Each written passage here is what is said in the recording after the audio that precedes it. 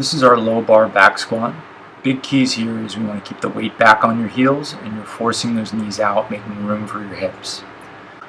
To hit depth, the crease of your hip must go below the top of your knee.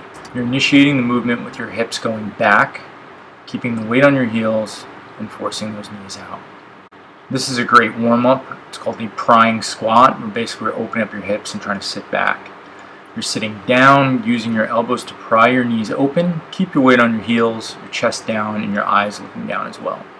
You'll notice that I'm pushing back through my hips toward the back of the room. Make sure your hands are equally spaced on each side of the bar. Use the lines for reference. We want to create a shelf on your back, so keep those wrists straight, drive those elbows back, and we're going to keep the bar not on your neck, but just like below your traps, between your traps and your scapula. When you stand up with the bar, make sure both feet are underneath the bar and stand straight up before walking out.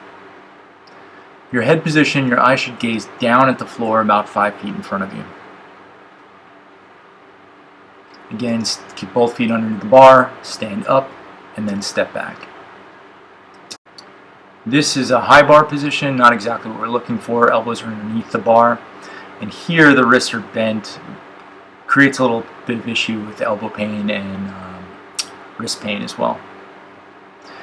Again, here's a good low bar back position. Wrists are straight, elbows are back, creating a shelf on your back that's nice and sturdy. Here's the setup. We're walking it out. Now I want to initiate the movement through the hips. So you're always pushing the hips back. Grip those toes, but all your weight distribution is going to be on your heels. Here's the full movement. Again, we're getting both feet underneath the bar, standing straight up, stepping back. Initiate the movement by pushing the hips back, chest down, forcing those knees out. Again, the weight should be on your heels. Push those hips back to come up. So push your heels into the ground and drive your hips back to the back of the room. Just a reminder, grip those toes, but your weight distribution should be back on your heels. If you're having trouble with depth, try a 14 or 16 inch box. Your big goal is to reach back onto that box. I don't want you coming up on your toes. Start at a 16 inch box, work down to a 14, and then eventually a 12 inch box. You can take it away when you start feeling comfortable.